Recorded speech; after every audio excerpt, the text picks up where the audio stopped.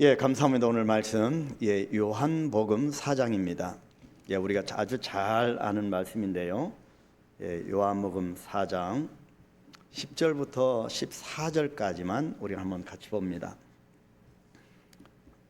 요한복음 4장 10절부터 14절까지 같이 합독하겠습니다. 예수께서 대답하여 이르시되 네가 만일 하나님의 선물과 또 내게 물 좀 달라 하는 이가 누구인 줄 알았더라면 내가 그에게 구하였을 것이요 그가 생수를 내게 주었으리라. 여자가 이르되 주여 물 기를 그릇도 없고 이 우물은 깊은데 어디서 당신이 그 생수를 얻겠사옵나이까.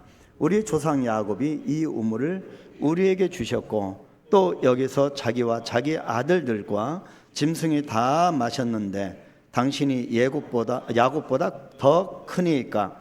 예수께서 대답하여 이르시되 이 물을 마시는 자마다 다시 목마려니와 내가 주는 물을 마시는 자는 영원히 목마르지 아니하리니 내가 주는 물은 그 속에서 영생하도록 솟아나는 샘물이 되리라. 아멘. 감사합니다. 우리가 총 5번에 걸쳐서 갈대 상자를 우리가 한번 살펴봤습니다. 그래서 어떻게 갈대 상자가 빚어져 가는가를 우리가 시리즈로 묵상을 했습니다. 그래서 이 기간 동안 저도 쉽지 않은 기간을 보냈고요.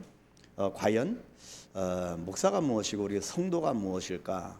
그리고 우리가 이런 의의 행군을 하는 이런 하나님 나라를 향하여 달려간다고 하는 이 발걸음 속에 우리가 어떤 흔적이 남고 있는가에 대해서 좀 쉽지 않은 그런 어떤 영적인 치열한 그런 고심을 하는 기간이었습니다.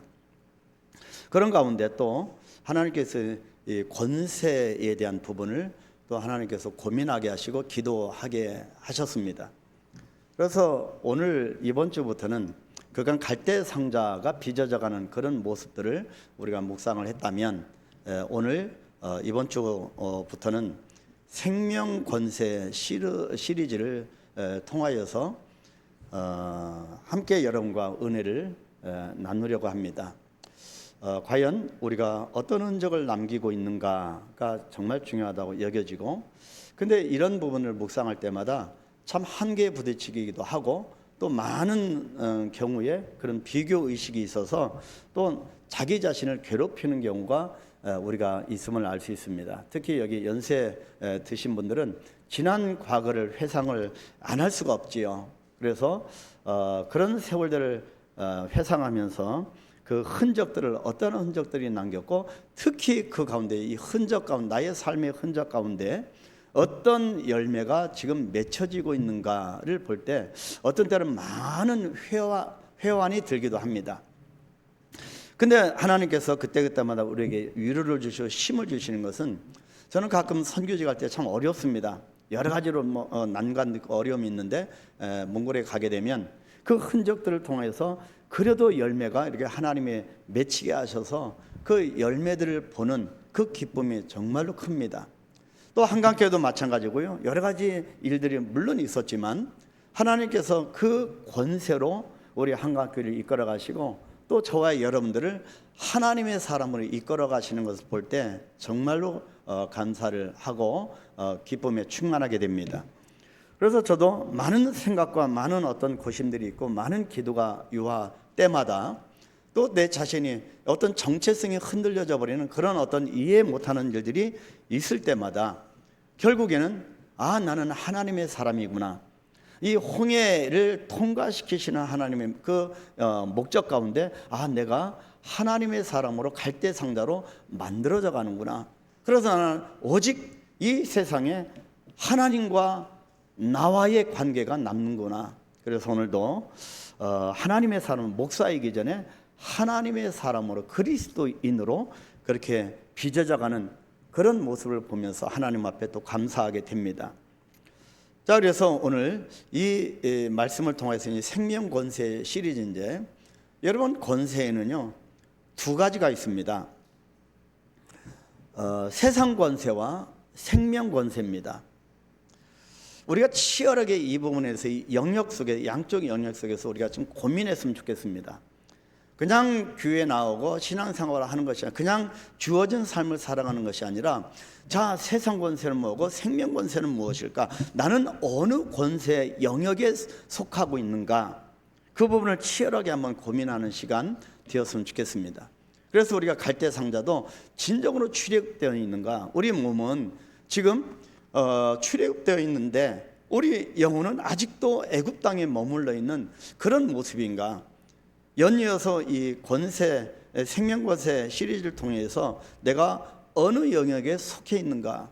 그 부분에 대해서 치열하게 한번 고민하고 우리가 치열한 그런 몸부림을 하는 그런 시간이 되어서 결국에 나는 하나님 앞에서 정말 그분은 점점 위대해져 가고 높아져 가고 나는 점점 잊혀져 가는 그런 일들이 진정으로 그리스도인으로 그렇게 변화되는 우리가 되기를 소망합니다.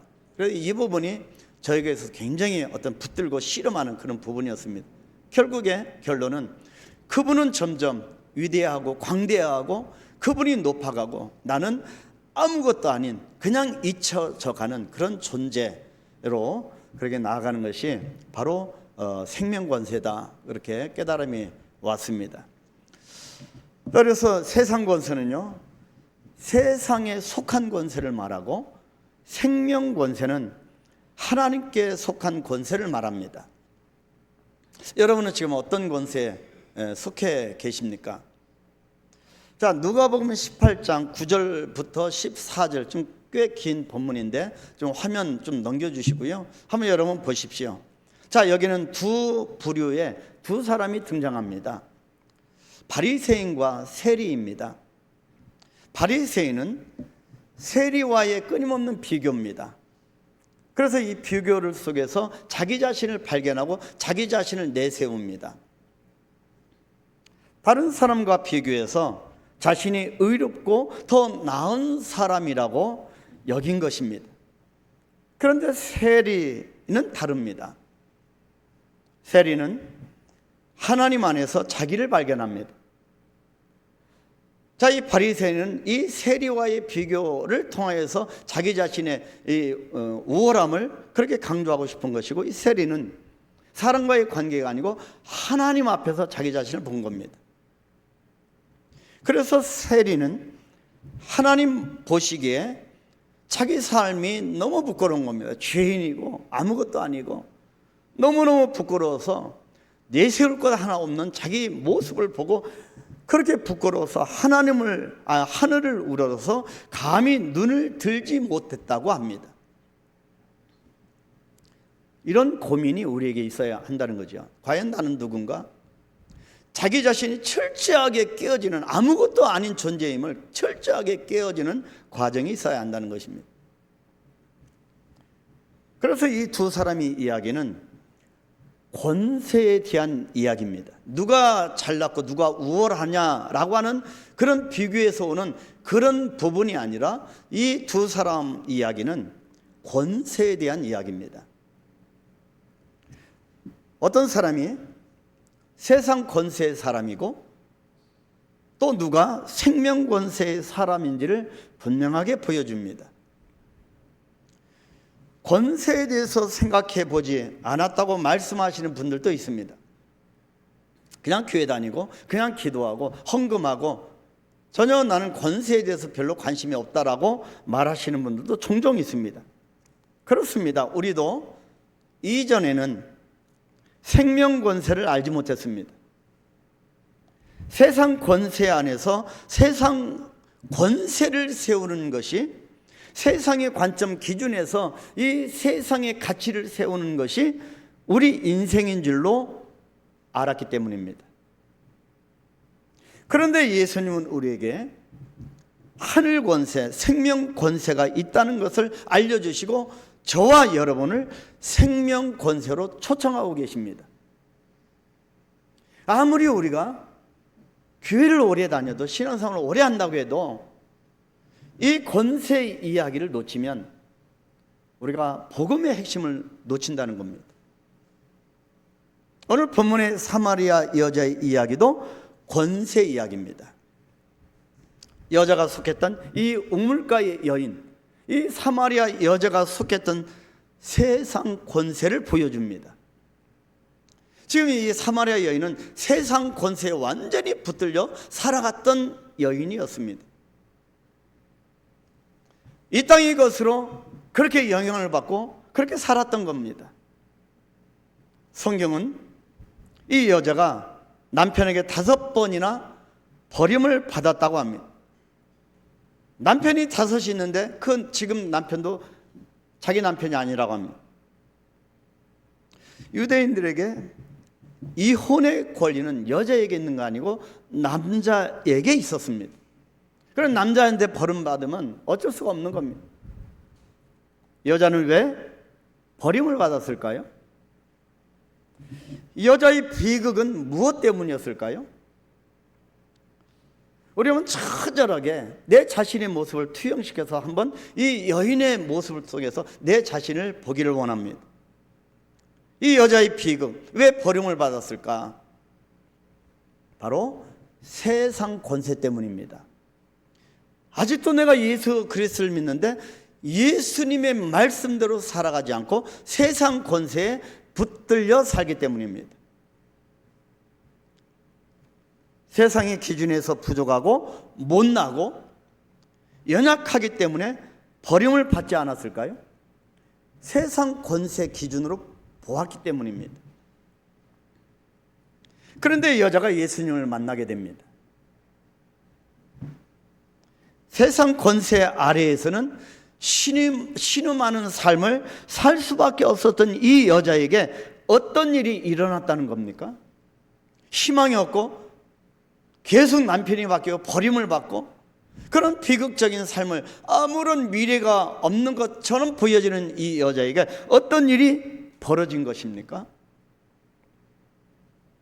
권세가 바뀌었다는 겁니다. 예수를 만나는 것은 권세가 바뀌는 것입니다. 여러분, 세상 권세 아래에 있으면 어느 정도 물질이 약간 부족하면 곧바로 낙심합니다. 건강이 좀 나빠지면 염려가 찾아옵니다. 그러나 분명한 예수를 만나면 이 권세가 바뀌어집니다.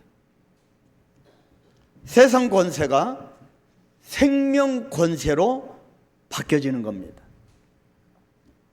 예수님께서 이 땅에 오셔서 하시는 일은 바로 권세를 바꿔주시는 일입니다. 하늘의 권세, 생명 권세를 알고 따라가고 세워져 가는 사람을 우리는 그리스도인, 구원받은 사람이라고 그렇게 말을 합니다. 그냥 교회만 온다고 해서 그리스도인이 아니고 이 권세가 바뀌어진 사람이 그리스도인입니다. 그래서 우리는 세상 권세의 그런 기준으로 사람을 평가해서는 안 된다는 겁니다. 예수님을 진정으로 만났느냐 못했느냐입니다. 이 여인은 예수님을 만났다는 겁니다. 그래서 권세가 바뀌었다는 겁니다. 지금까지 세상 권세로 그렇게 고통을 주었던 이 권세가 생명 권세로 바뀌었다는 것입니다. 그래서 오늘 권세 이야기를 해보려고 합니다. 이 권세 이야기를 통해서 여러분 생명 권세를 누리시게 되길 축복합니다. 생명 권세는 우리의 정체성, 낙심될 만한, 그런데 내가 지금 어떤 때는 내가 뭐 하고 있지? 라고 하는, 적어도 나는 더 높은 곳에 있어야 되는 사람 아닌가?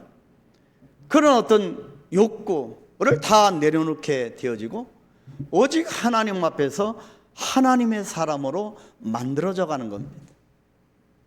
아무것도 없어도 내가 주님을 향하여 나아갈 것인가, 나아갈 수 있을 것인가, 그럴 수 있어야 합니다. 우리는 주님을 만났기 때문입니다. 그리고 첫 번째가, 권세에게 첫 번째가 오늘 본문에서 세상 권세의 깨어짐입니다. 깨어져야 합니다. 근데 안 깨어집니다. 죽어야 합니다. 근데 안 죽습니다. 내가 무엇을 잘못했는지 모릅니다. 우리 인간의 죄성 때문입니다. 세상 권세의 깨어짐이 첫 번째인데요.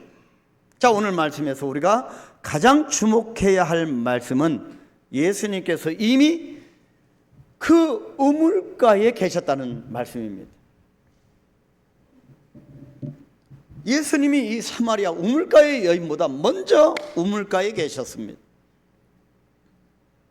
예수님이 왜 그 우물에 계셨고 이 우물은 어떤 우물이었겠습니까? 여자에게는, 이 우물가의 여인에게는 이 우물이 목마름의 우물이었다고 성경이 말합니다. 지금까지 목마름 속에 살아왔던 여인입니다.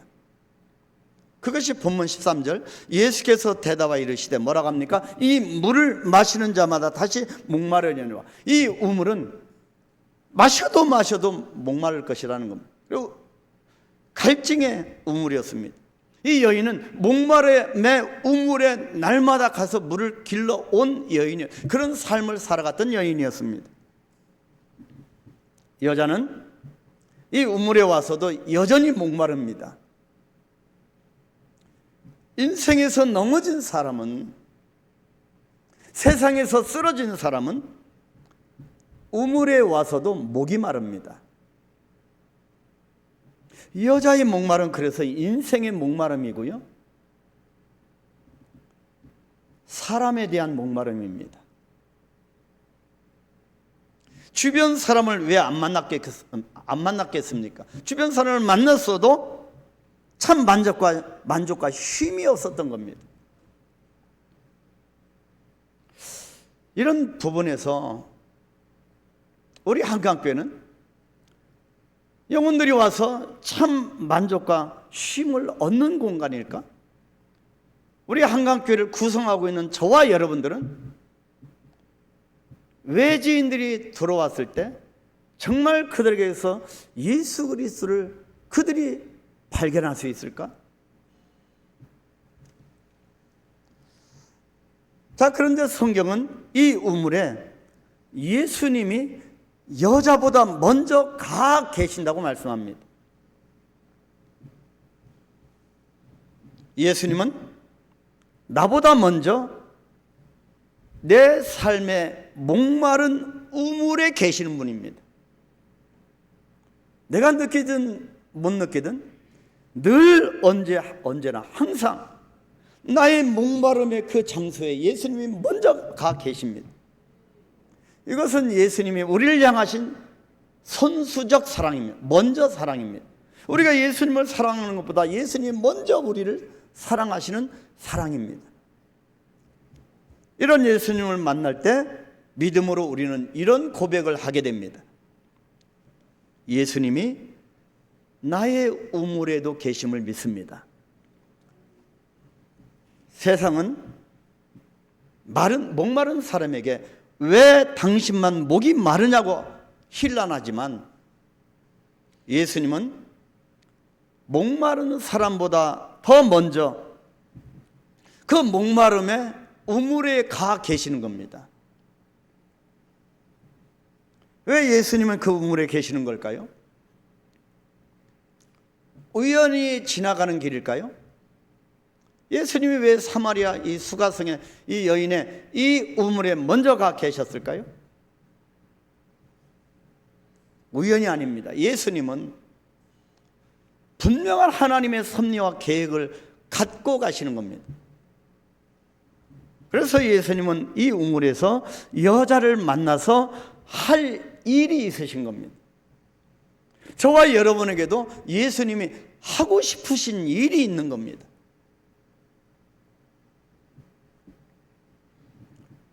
사마리아 여자는 이방 여인입니다. 유대인들은 이 사마리아 사람들을 상종을 안 했습니다. 이 이방 사람들을 만나려고 하지도 않았을 뿐만 아니라 사마리아 지역에 가는 것도 아주 싫어했고 꺼려했습니다. 그래서 이 사마리아 지역이 어떤 지역이 여러분 아시겠죠? 정말 기피의 대상, 그런 지역입니다. 더군다나 버림받고 또 버림받는 사마리아 여인입니다. 그래서 더군다나 이 여자는 삶에서도 실패한 여자로 사마리아 내에서도 따돌림을 받는 그런 여자였습니다. 어떻게 살아갈 수 있겠습니까? 거부당하는 여자였습니다. 이 여인이 자기 자신도 이 점을 잘 알고 있었기 때문에 아무도 없는 시간에 우물에 간 것입니다. 사람 눈에 띄기 어려우니까 그런 고통의 삶 가운데 아무도 없는 시간에 우물에 물길러 간 겁니다.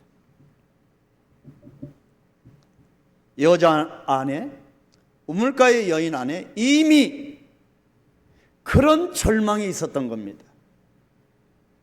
여러분 안에 어떤 절망이 있으십니까? 그래서 여자가 말합니다. 그것이 요한복음 4장 9절.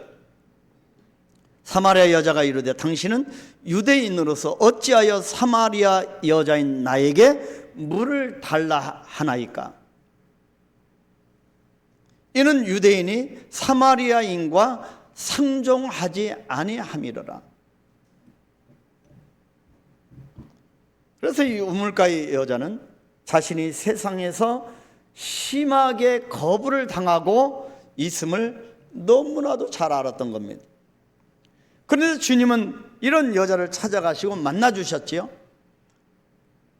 그래서 이 여인이 절망 가운데 의아한 겁니다. 유대인이 당신이 어찌 사마리아인 나를 찾아오시나이까?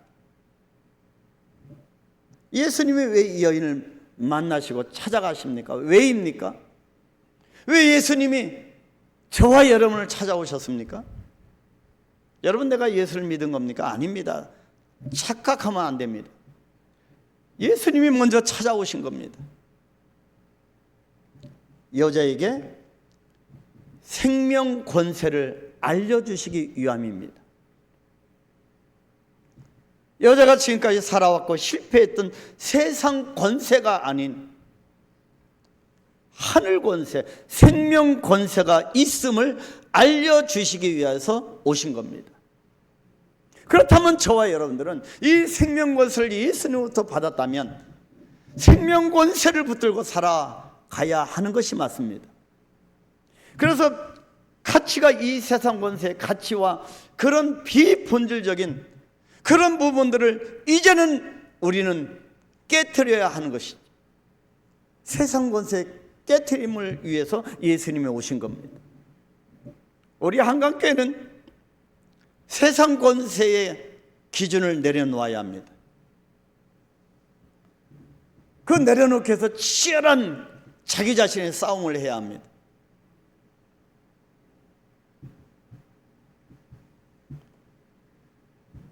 예수님께서 이 여자를 만나 주셨을 때 여자를 지금까지 붙들고 있었던 세상 권세가 깨어지기 시작했고, 세상에서 높은 것과 대단한 것 앞에서 주눅 들었던 지난 날들의 과거의 그런 모습들이 깨어지기 시작했습니다.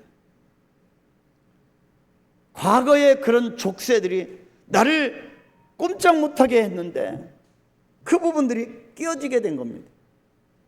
여러분, 생각보다 우리는 과거에 매여 삽니다. 과거의 그 삶 속에서 아직도 현재를 영향받고 있습니다. 근데 예수님이 생명권세로 이것을 깨뜨려 주시는 겁니다.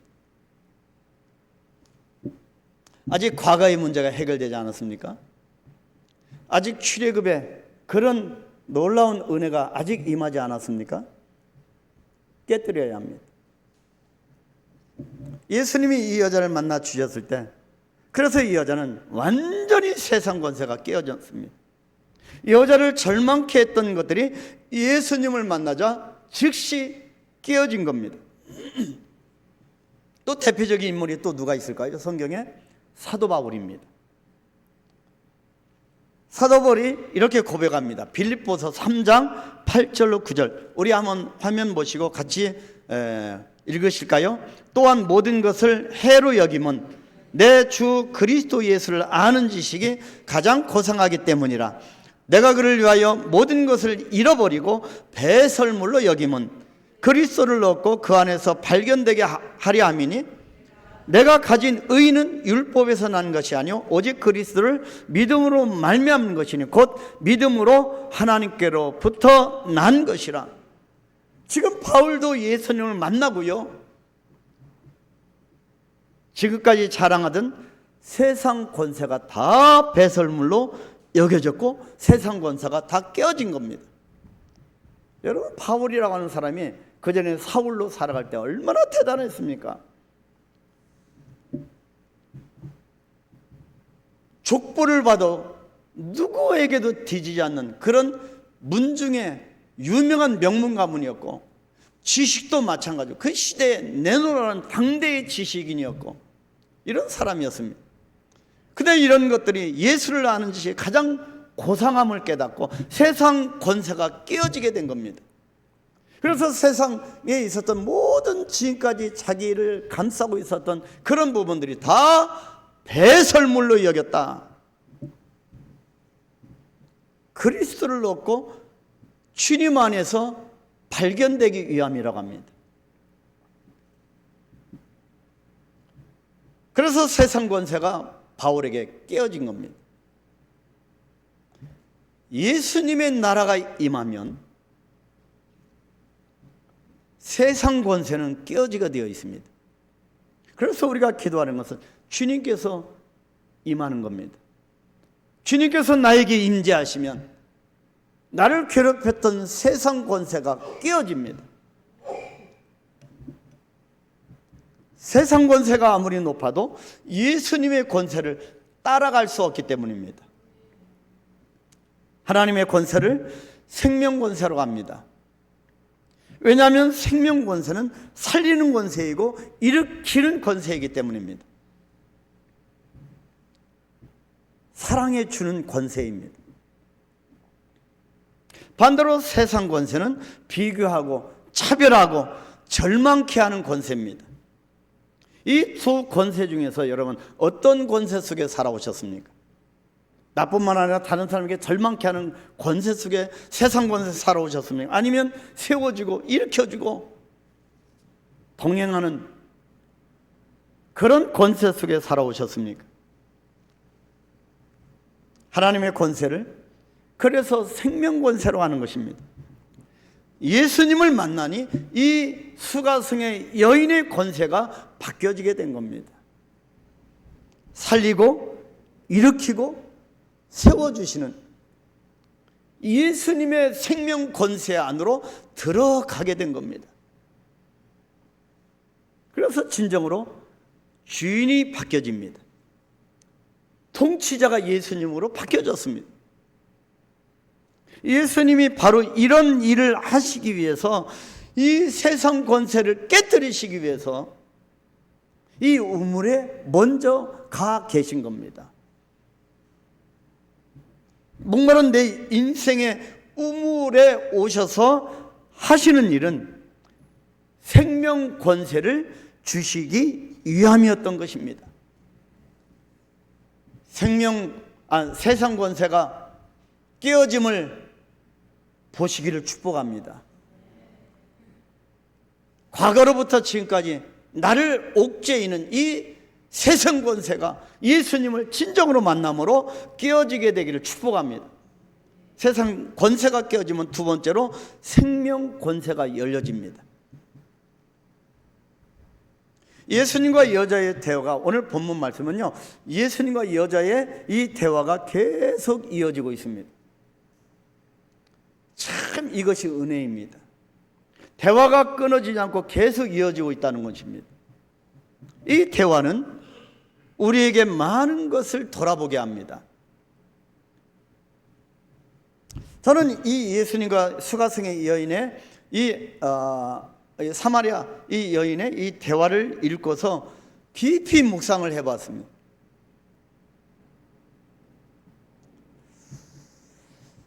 여러분, 주일 설교를 하면요, 다른 메시지도 준비하면서 제가 막 진액이 빠지는데, 그냥 오후 이제 귀가하게 되면 그렇게 편합니다. 그러면서 정말 이 안식이 오면서 얼마나 몸이 노곤한지 모릅니다. 신액을 이게 짜고 묵상을 했기 때문에, 그래서 설교자는 청중하게 설교하는 게 아니고, 청중을 향해 설교하는 게 아니고 내 자신에게 설교하는 것이구나. 그래서 깊이 묵상을 해보는데, 자, 이 여자 정도 버림받고 이렇게 인정을 못 받는 이 여자 정도의 고달픈 사연이 있다면 그런 부분들을 누구에게도 말하고 싶지 않고 입을 열고 싶지 않았을 것이라는 생각이 들었습니다. 누가 자기의 그런 모습을 그렇게 드러내겠습니까? 꽁꽁 숨겨놓지요. 때로는 인생이 세상 권세가 우리에게서 희망을 빼앗아가고 절망으로 몰아넣을 때도 있습니다.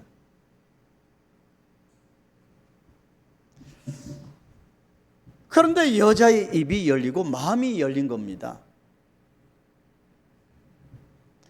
닫혔던 마음의 벽이 열리게 되었습니다. 쉽지 않은 일이죠. 이런 일이 일어났습니다. 여러분, 그래서 여러분 목회자와의 이 대화와 소통이 중요합니다. 마음이 열린다고 하는 것이 얼마나 어려운 일입니까? 그렇죠. 우리가 성격상도 그렇고 얼마나 우리가 마음의 문을 열기가 얼마나 어렵습니까? 예수님께서 이 여자와 대화하시면서 여러분, 이 여인이 여러분 어떤 마음이었겠습니까? 여러분, 고정관념, 자기만의 의식 속에서 완전히 타인과의 대화를 단절했을 것이고, 여러분 어떻게 살아갔을지는 우리가 보지 않을 뻔한 거 아니겠습니까? 다른 사람을 거부했을 것이고 대화도 없었을 것이고 자기만의 세상에 갇혀서 그렇게 편협되게 살아갔을 겁니다. 근데도 지금 계속 이 대화가 열려집니다. 예수님이 여자와 대화하시면서 그녀의 마음을 여셨기 때문입니다. 바로 이 부분이 세상 권세에서 생명 권세로 바뀌어지는 모습입니다. 세상 권세에 있으면요, 대화가 연결이 안 됩니다. 부부 간에도 마찬가지고요, 부모와 자녀 간은 마찬가지입니다. 예수 믿는 사람 마찬가지입니다. 그래서 어느 교회 어떤 목사님이요 그런 얘기 하시더라고요.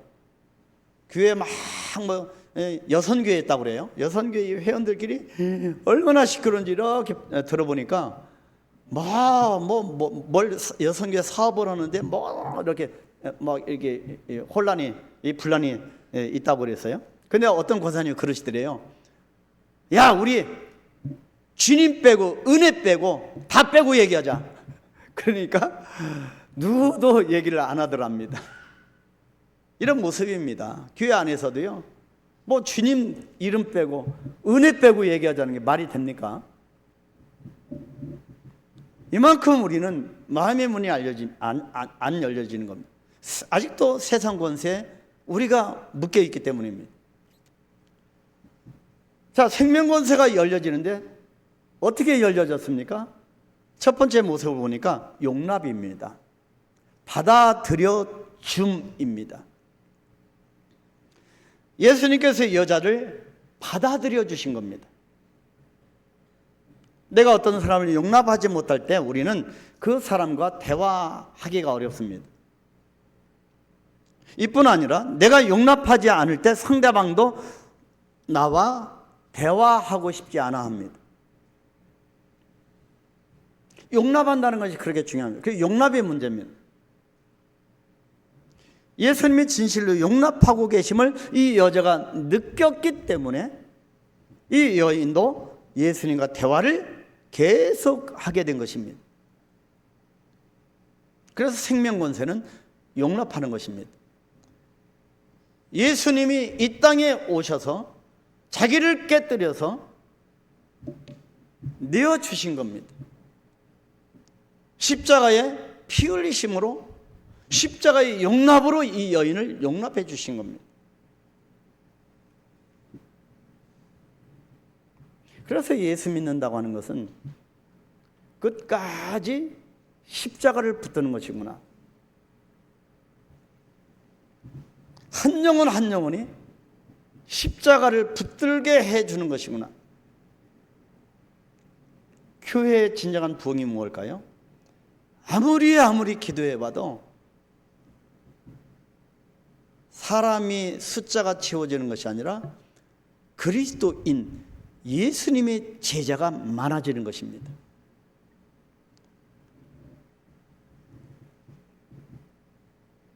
오늘 본문은 우리에게 용납하시는 예수님, 받아들여 주시는 예수님의 모습을 보여주고 있습니다. 우리가 어떤 모습이건 예수님은 그렇게 하실 것입니다. 그것이 우리를 살리고 세우시는 생명권세의 모습이기 때문입니다. 그래서 이 여자가 용납해 주신 예수님을 만났기 때문에 입을 열게 된 겁니다. 이방 여자가 입을 열고 마음을 열지 않는다면 어떻게 예수님이 이 여자를 치유하실 수가 있겠습니까? 하나님은 우리에게 자유의지를 주셨습니다. 에덴 동산에서 선악을 알게 하는 이것이 잘못인데도 걸 아는데도 불구하고 따먹는 이 자유의지를 주신 겁니다. 대단한 창조주가 피조물에게 대단한 존중을 주신 겁니다. 그렇기 때문에 그 누구도 입을 열자고 마음의 문을 열지 않으면 예수님도 어찌할 수가 없는 겁니다.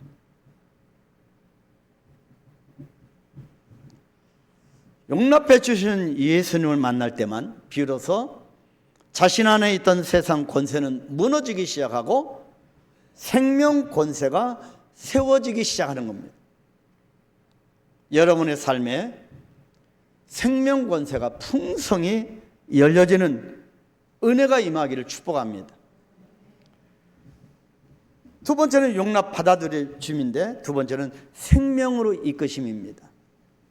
예수님이 여인을 생명으로 이끄셨기 때문에 여인이 마음의 문이 열려지게 된 겁니다.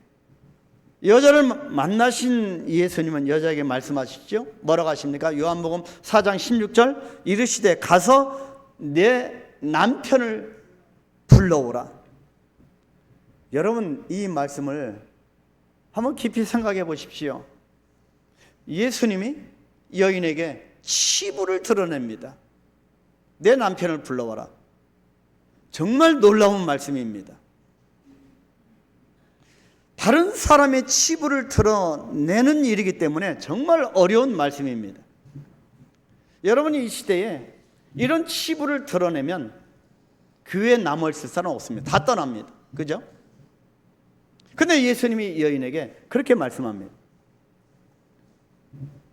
저는 하나님의 말씀을 하나님의 뜻대로 선포해야 하는 목회자이기 때문에 이 부분이 얼마나 어려운지를 잘 압니다. 그래서 요즘 현 시대에 강단에서 복음이 복음대로 선포되지 못하는 경우가 있습니다. 성도가 시험하다 떠날까? 그런 염려도 분명히 있고요. 그래서 어려운 숙제입니다.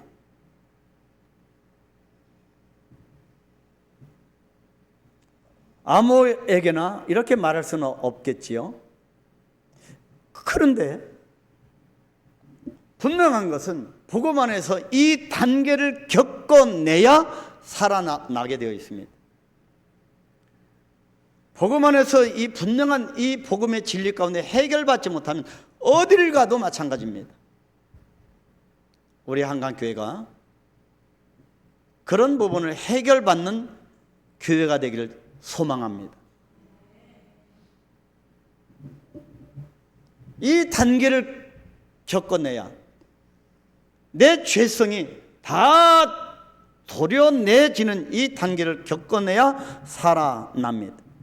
그런데요, 그런 단계로 들어가는 것이 말처럼 쉽지 않습니다. 참 어렵습니다. 아직도 이 세상 권세가 깨어지지 않았기 때문입니다. 누구든지 자신의 죄를 직면하고 그 죄를 드러내는 것. 자신도 어려운데 다른 사람이 그 죄를 그렇게 드러내면 못 견디하고 고통스러워합니다.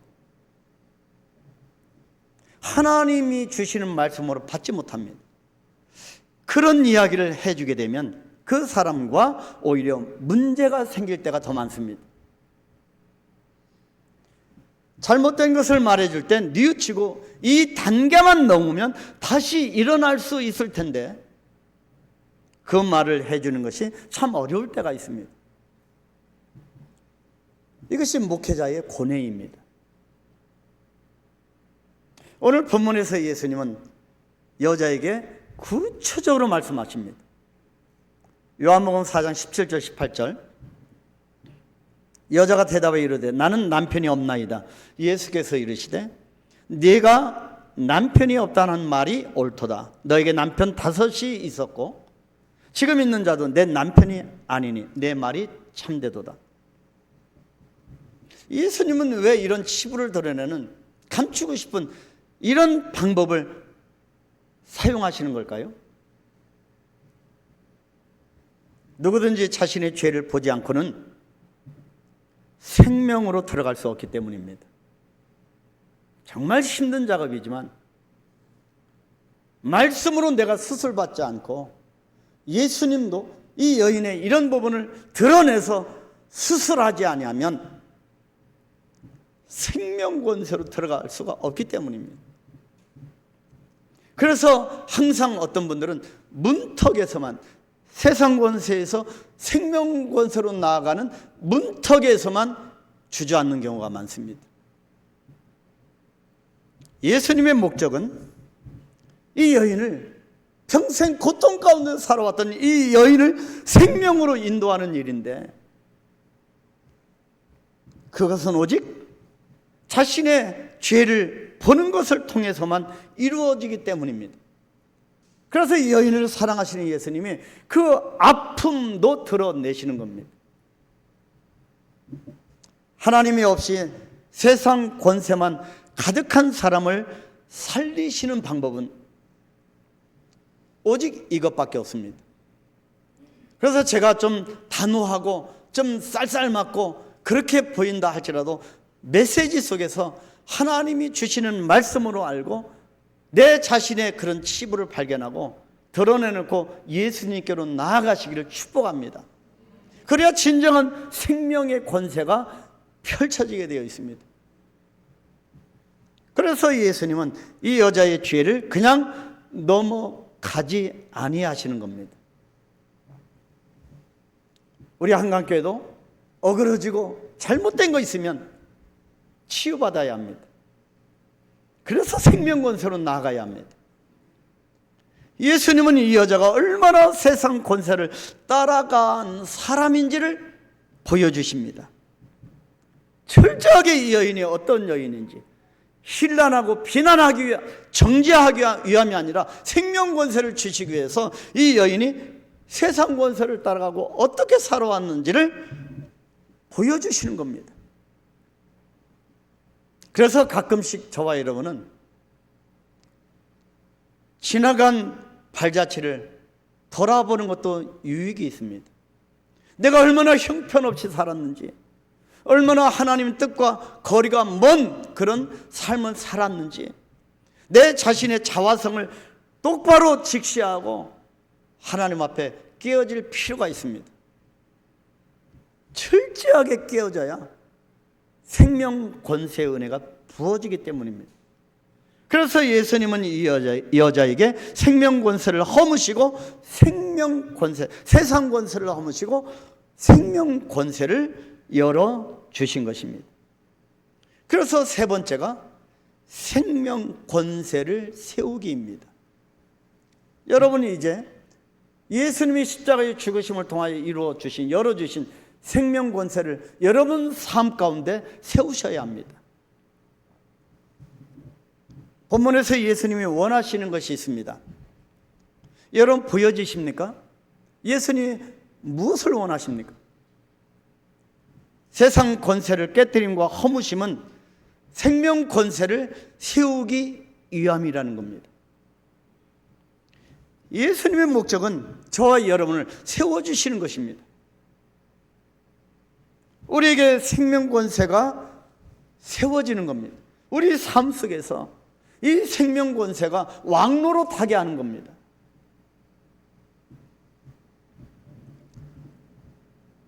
지나간 모습들을 보면서 치열한 영전 가운데, 그리고 내 자존심이 허락되지 않는 그런 부분까지 돌아보면서 딱 하나, 십자가를 붙들게 됩니다. 다른 것이 아무것도 없는 것 같아요. 이것이 저의 신앙 고백입니다. 결국에는 화려하게 사역한 것도 자랑거리 아니요, 십자가를 붙드는 이것이 하나님이 나에게 주신 선물임을 깨닫습니다. 그런데 우리는 너무나 이 세상 관점으로, 기준으로 현혹이 되는 겁니다. 목회자도 숫자와 교회 재정 때문에, 숫자와 교회 재정이 많은 목회 성공이고 그 성공을 향하여 달려갈 때가 없잖아요. 있는 거죠. 그래도 그렇게 도달하지 못하면 시험이 들고 낙심되어지고 아닌 것을 깨닫습니다. 오직 십자가를 붙드는 것, 이것이 우리의 삶 아니겠습니까? 여러분, 생명 권세가 세워지는 그런 모습에 또 다른 성경을 우리가 보면 열왕기상 3장 16절로 28절입니다. 본문이 꽤 긴데 여러분 아시는 분 다 아시죠? 자, 솔로몬의 재판 이야기입니다. 열왕기상 3장 16절로 28절은요, 솔로몬의 재판 이야기. 여러분 아시죠? 평소에 친했던 두 여자가 똑같이 아기를 각각 자기 아이를 낳고 한 집에 지냈는데 한 여자가 자신의 아이가 죽게 됐습니다. 그러니까 이 아이를 바꿔치기 합니다. 자기 아이는 죽었는데. 그래서 재판이 열렸는데 솔로몬의 이 재판정에서도 다툼이 끊이질 않습니다. 자꾸 두 엄마가 내 아이라고 주장합니다. 그래서 솔로몬이 판결을 합니다. 살아있는 이 아이를 반으로 잘라서 각각 절반씩 나눠 가지라는 겁니다. 아이를 죽이라는 거죠. 그러자 진짜 엄마가 말을 합니다. 내가 포기합니다. 저 아이를 저 엄마에게 주십시오. 저 엄마 아이가 맞습니다. 진짜 엄마가 그렇게 자기 엄마의 권한을 내려놓습니다.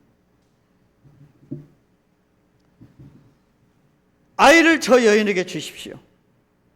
그 얘기를 듣고 솔로몬이 저 여자가 진짜 엄마이니 여자에게 아기를 돌려주어라 판결하는 것.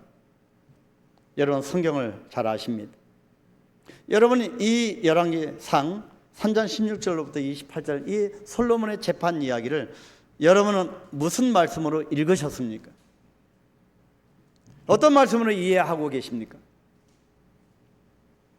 솔로몬의 지혜 이야기도 하지만 저는 생명 권세의 말씀으로 읽었습니다.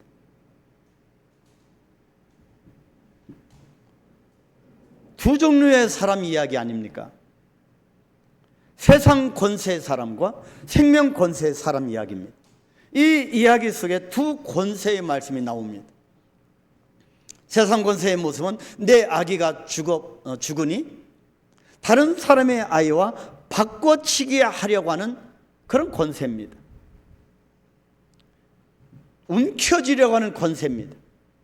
끝까지 자기 아이라고 주장하는 것은 아기를 얻고자 함이 아니라, 생명을 얻고자 함이 아니라 다른 사람의 아이까지도 죽이려고 하는 흑암의 권세입니다.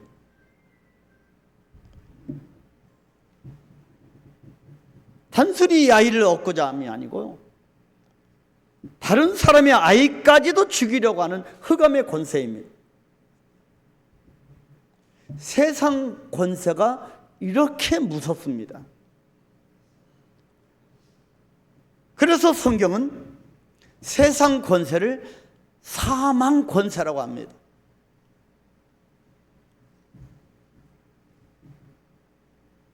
그러나 생명 권세의 모습은 아이를 살리기 위해서 최선을 다하는 엄마의 모습입니다. 결국 진짜 엄마는 자기 아이를 다른 여자의 아이라고 말하면서 이 아이를 살리기 위해서 엄마의 고난을 내려놓게 됩니다. 솔로몬은 이 엄마에게 속한 생명 권세를 읽어낸 겁니다.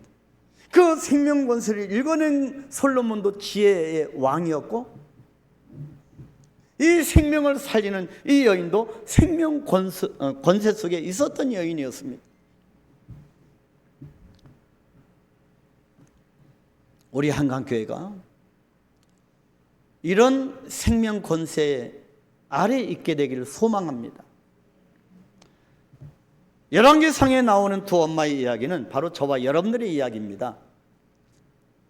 우리에게는 세상 권세의 모습일 때도 있었고요, 생명 권세의 모습일 때도 있었습니다. 세상 권세가 나를 짓누리고 따르게 하고 복종케 하던 시절이 있었습니다. 그런데 그런 우리를 살리시려고 예수님께서 생명 권세로 오셨고, 그 생명 권세로 여러분과 저를 살리시고 세우고 계시는 겁니다.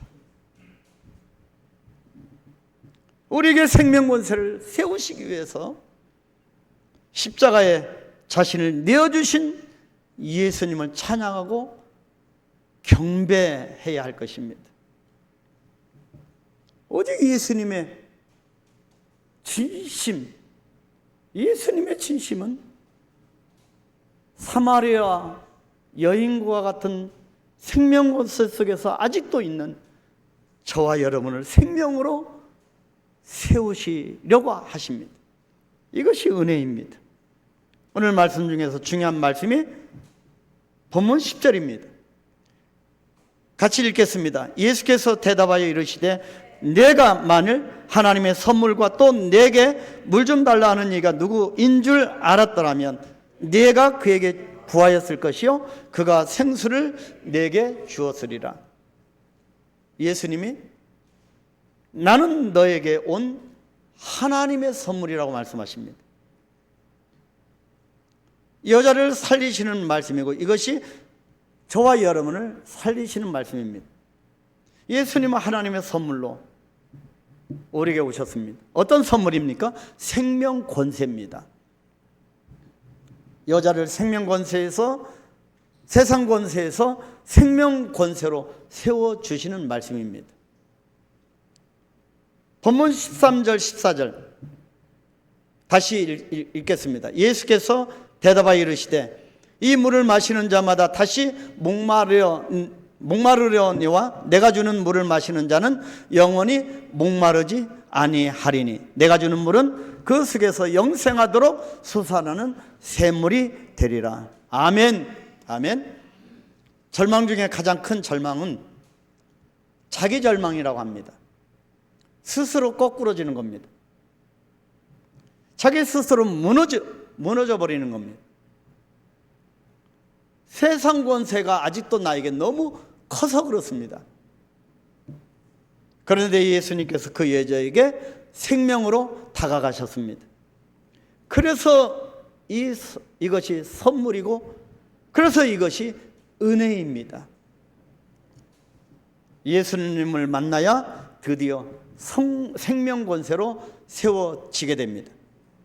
사랑하는 성도 여러분, 진짜 예수님 만나셨습니까? 정말 예수님을 영접하셨습니까? 정말 그분이 나의 주님으로 고백하십니까? 그래서 정말 그분의 통치를 받으십니까? 그래서 어떤 일이 있어도 우리가 계속 삶의 현장에서 그 예수님의 말씀대로 살아가십니까? 여러분은 오늘 말씀 속에서 여러분에게 주어진 권세를 보셨습니까? 내 인생의 우물에 나타나셔서 생명 권세를 주시는 예수님을 만나셨습니까? 예수님이 깨뜨리시는 내 안에 이 단단한 이 세상 권세가 여러분 이제는 보여지십니까? 얼마나 이 세상 권세가 나를 꼼짝 못하게 움켜쥐고 있는지, 과거로부터 탈피하지 못하게 하는지, 옛 습성대로 살게 하시는지, 살아가게 하는지, 그 세상 권세가 보여지십니까? 예수님께서 생명 권세를 세우시려고 나에게 주시는 하나님의 선물을 받으셨습니까? 이것을 가지고 우리가 같이 기도하겠습니다. 끊임없는 구두자의 그런 마음으로 생명 권세를 세우시기를 원하시는 예수님을 붙들게 하옵소서. 그 십자가를 붙들게 하옵소서. 그래서 내 인생이 가치 있고 풍성한 그런 삶을 살아갈 수 있도록, 그래서 나 혼자로 근근히 겨우겨우 살아가는 인생이 아니라 수많은 영혼 사람들을 내가 선한 영향력으로 끼치는 그런 가치 있는 인생이 되어질 수 있도록 축복해 달라고 이 시간 같이 기도하겠습니다.